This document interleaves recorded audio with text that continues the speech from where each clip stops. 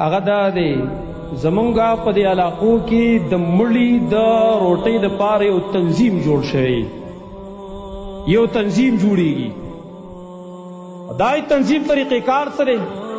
په هره محله کې جوړ دی په هره کلي کې جوړ دی طریقې کار یې دا دی په دې کې اکثر خپل رشتهداران یا قومي خلک پکې راجمع کیږي ګاونډي ګرد پای کې څه خیال نشته دی که زه وروسته بیانوم قومیت او یا پکې رشتهداري دقه پکې پاللی کیږي پیسې به راجمع کیږي نو هر چا خپل طریقې کار جوړ کړی دی څوک مخکې پیسې راجمع کوي میاشت په میاشت باندې 500 روپۍ یا هر څومره شي دا راجمع کوي او بیا چې کله مړی په یو کور کې وشي نو د هغې دپاره به یې د روټۍ پروګرام کوي څوک داسې کوي چې په مړي دا په دې روټۍ چې څومره خرچه وشي نه بیا هغې وروسته دا خرچې نه دا خرچه بیا پوره کوي او پیسې رالي څوک داسې طریقه کوي خو بیا پای کې ناشنا ناشنا کارونه وګورئ یو کار پکې ناشنا هغه دا دی چې کم یو سړی هغه نوی په دې تنظیم کې داخلیږي په دې یونین کې داخلیږي نو ځینو تنظیمونو والا دا خپل قانون جوړ کړی دی چې ته زموږ سره په دې تنظیم کې شرکت کې نو تیر چې کوم مړي شوي 2 3 4 هر څومره شوي دا یې خرچه به هم ډکې دا به پکې هم ډکې دا هم پکې لا نوي شی واورېدو زما وروڼو دا مسله به نن موږ واضح کوو چې د دې شریعت څه حیثیت دی شریعت کې د دې جواز شته دی او که نشته دی او زمونږه د رسول په دې باب کې څه طریقه وه د صحابو په دې کې څه طریقه وه د دې وضاحت پکو منګه او دې نقصان به انشاءالله منګه هغه بیانو یاد لرئ شریعت کې د تعزیت څه طریقه ده په شریعت کې د مړي د روټۍ څه طریقه ده نه هغه واورئ نبی صلی الله علیه وسلم دا په دور کې چې تعزیت کېده نو خامخا دا نه و چې په هر ټیم کې بال ته راجمع کیږي لکه زموږ خلک یو ټیم کې ورشي هم د مړي تعزیت وکړي هلته فاتحه ته ورته خلک وایي بیا به ماښام له بیا راځي سبا له بیا راځي دا یو بل بدعت دی او د دې په سنت کې ثبوت څوک وښیي لا یو نوی شی بل جوړ شو اوس موږ دا یې کوشش کوو چې ربطه ربطې ختم کړو اداره چې کله مړی وشي د هغې دفن نه وروسته بیا ماښام یا ماسخوتن خلک به راجمع کېږي هلته او یو مولوي صاحب ورته بیان کوي او په آخره کې و بیا اجتماعي دعا کوي دا کوم طریقه ده دا کوم حدیث کې راغلی ده صفا صفا الفاظ یې باندې یو 2 ټوک الفاظو باندې دا سوچه بدعت دی چې موږ یې کوو ولې حدیث کې راغلی نبی صلی الله علیه وسلم فرمایي من عمل عملا لیس علیه امرنا فهو رد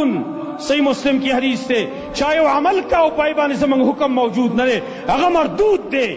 راشد نبی سیرت چوت کې د صحابه سیرت چوت کوي مړي شوي دي هغې دا کار کړی دی ناچرته به هغې نه دی کړی تعزیت معناداره ته ورشه هغې له د صبر تلقین ورکه بس خبره ختمه شوه دا نه چې ته بیا هم راځه بیا هم راځه بیا هم راځه او خلک یې په دعاګانو باندې ستړی کلته یو ځل به بیا دعا وکړو یو ځل به بیا دعا وکړو زارې د خلکو شنه کړې دعا نه مسخره جوړه کړې ده د دعا دې ته وایي د دعا طریقه دا وه بهرحال خپلې خبرې له راځم تعزیت دا و بیا قانون دا دی چې کم کور کې مړی وشي خوا او شا ګاونډ کې یا رشتهدارایي ته دا حکم دی چې تاسو د دې کور خلکو دپاره بار نه کور خلکو دپاره خوراک تیار کړئ ځکه دوی ته غم راغلی دی دوی مصروفه کړي دي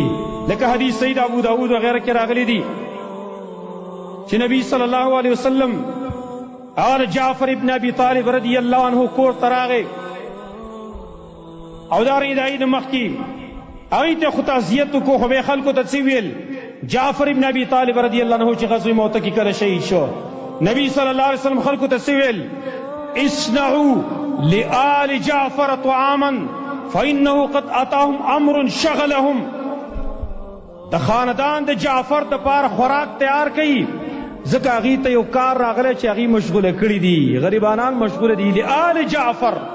خاندان کورنۍ د جعفر چې کوم دي زنانه نارینه ماشومان هغې تیار کړي ځکه هغې پخلی نشي کولی سړی غمزدی نو هغه پخلي ته نه جوړېږي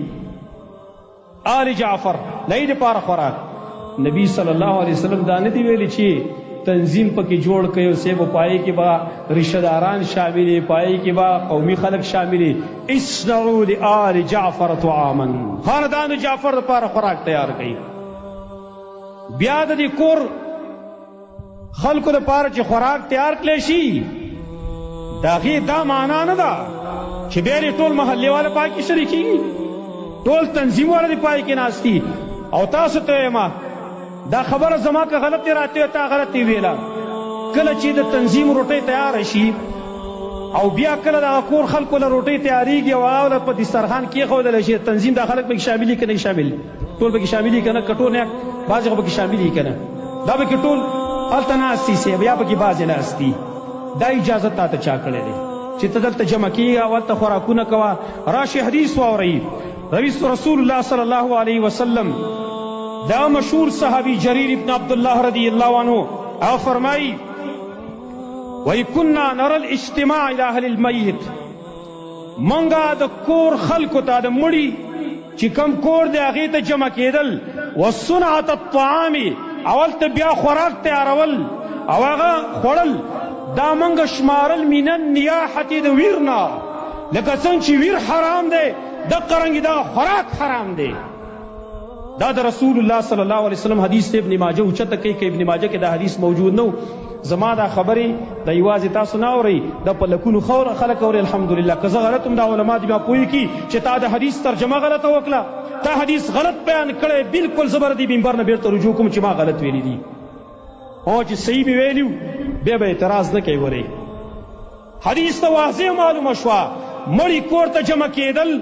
هلته د هغې نه خوراک کول. دا صحابه وایي زمونږ به دا د ویر نه شمارل، یعنې دا صحابو اجماع ده چې دا به د ویر په شان حرام ګڼلی کېدل. او کومه زنانه چې ویر کوي دا یې پته شته؟ حدیث کې راغلي کومه زنانه چې ویر کوي، ګریوان شوکوي، مخ په څپېړو باندې وهي، سر شوکوي د غم په ټیم کې، وایي که توبې وي نسته په ورځ د قیامت باندې به د وور کمیس ورته اغوستلی شي، د وور کمیس. دومره حرام کار دی. لہذا دا کار خپله پې سوچ وکړئ، ګوره دا غلط کار دی.